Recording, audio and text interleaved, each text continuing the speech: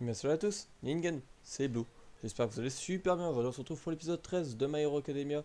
Un épisode qui est encore une fois génial. Les trois derniers, franchement, c'est un plaisir pour les yeux. Franchement, ça change du début de la saison. Il n'y a rien à dire. Allez, on se retrouve tout de suite pour l'épisode.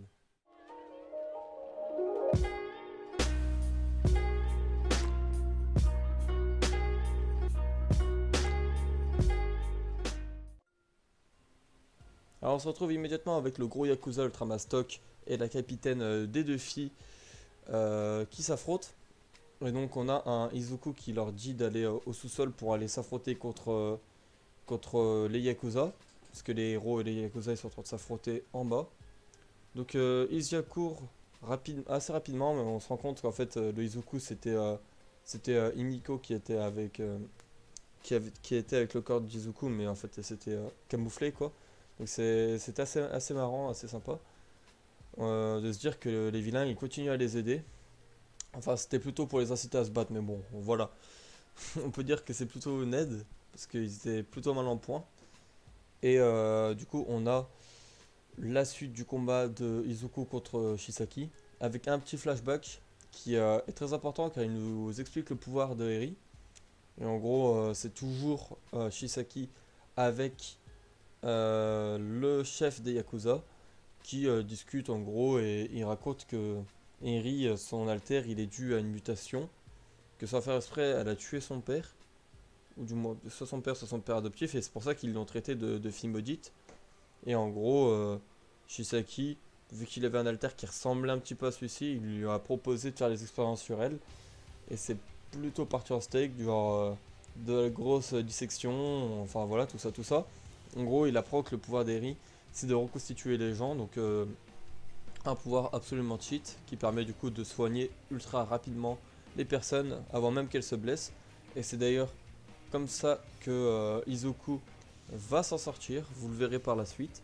Donc on a une scène assez sympa avec une belle musique d'Izuku qui va récupérer du coup Eri. Et avec la force de ses jambes, il va utiliser une puissance phénoménale, hein, c'est le mot. Une très grande puissance qui va un peu secouer tout le monde. Et Shisaki, on voit que il a vraiment pas l'air heureux et il va s'emparer du corps du gros Yakuza qui était tombé.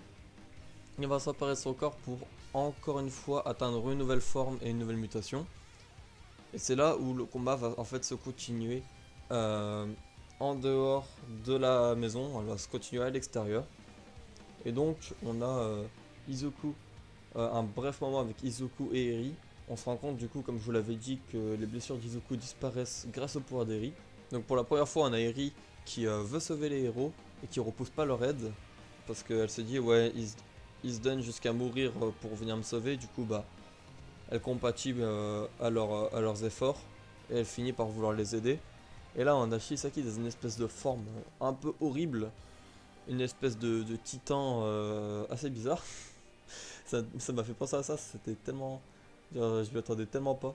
En gros, il nous dit que le pouvoir d'Eri il permet tout simplement de renverser le monde.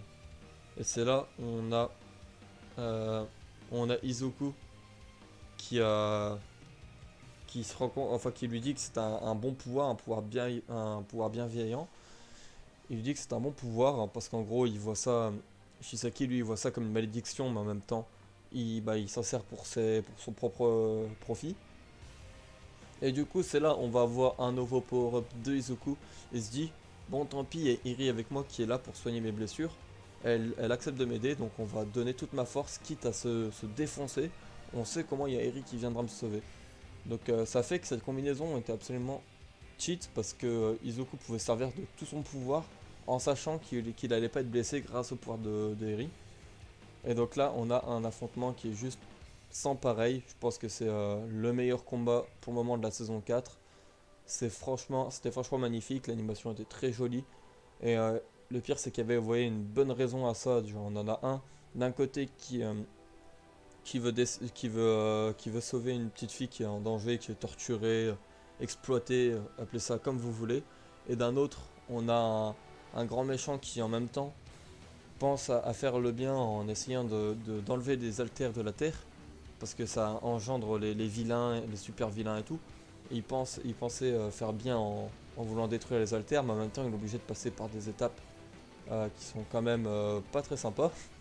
Et donc c'est cet affrontement qui franchement il est ému. C'est pas seulement du combat, c'est aussi bah comment dire, un affrontement dans les pensées, vous voyez.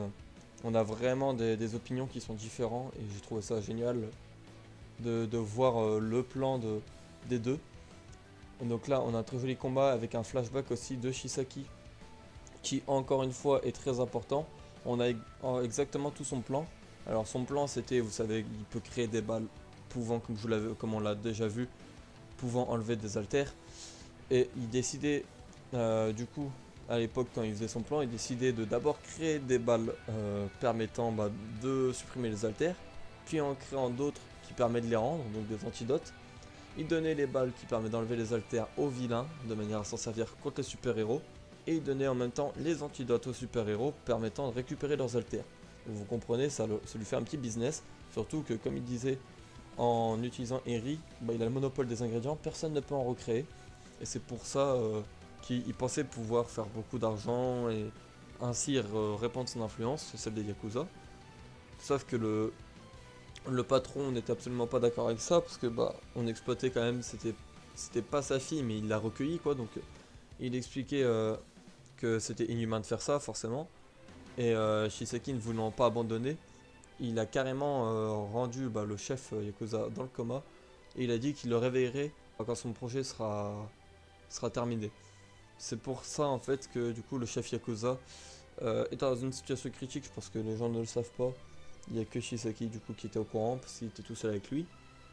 Et donc à la suite de ce combat qui était éprouvant, on a Izuku qui tient toujours debout avec son One for All 100%. Donc il a mis vraiment toute sa puissance dans cette transformation. On a Shiseki qui après s'est pris un coup monstrueux et est au sol et KO. Donc est-ce que c'est terminé? Est-ce qu'il y aura encore du combat? Telle est la question, je ne regarde pas les previews personnellement pour pas me faire spoil. En tout cas, ce qu'on peut voir c'est que Shisaki est dans le mal et là franchement ça promet assez bien pour les héros. Même s'il y a eu des pertes un petit peu dangereuses, du style le Cernai qui a son corps entièrement transpercé, Mirio qui a perdu son alter. Enfin on a eu quand même des sacrifices mais en même temps ça promet assez bien. Et c'est donc là c'est ce qui prouve que l'avenir peut être modifié, les visions de Sir Night peuvent être modifiées. Comme disait Midoriya, il veut changer l'avenir. Et c'est donc là où je me suis dit, peut-être que All Might ne va pas mourir si vite que ça, parce qu'à l'époque, rappelez-vous, ils avaient une vision là-dessus. Et si c'est possible de changer l'avenir, vous voyez là au début il disait que c'était irrémédiable l'avenir qu'il voyait. Et là s'il y a une possibilité de modifier, peut-être qu'il y a cette possibilité, c'est ce que je me suis dit. En tout cas, en revenant sur cet épisode, dans l'ensemble il était, comme je vous l'ai dit, excellent.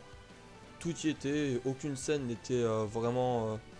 Enfin toutes les scènes étaient utiles en gros, il n'y avait aucune scène inutile. Et c'était franchement un plaisir de regarder ça avec une très belle animation, je vous ai même laissé un petit peu, comme vous l'avez vu, du combat, pour le plaisir des yeux. Et voilà, que demander de plus. J'espère que cet épisode vous aussi vous a plu, et j'espère que ma review vous a plu, même si elle a été assez brève sur certains passages. Mais en même temps, j'ai essayé de donner le plus important en premier. Donc voilà. J'espère que cette vidéo vous aura plu, n'hésitez pas à vous abonner si ce n'est pas déjà fait. On se retrouve la semaine prochaine pour l'épisode 14. Et je vous dis à plus tard. Salut.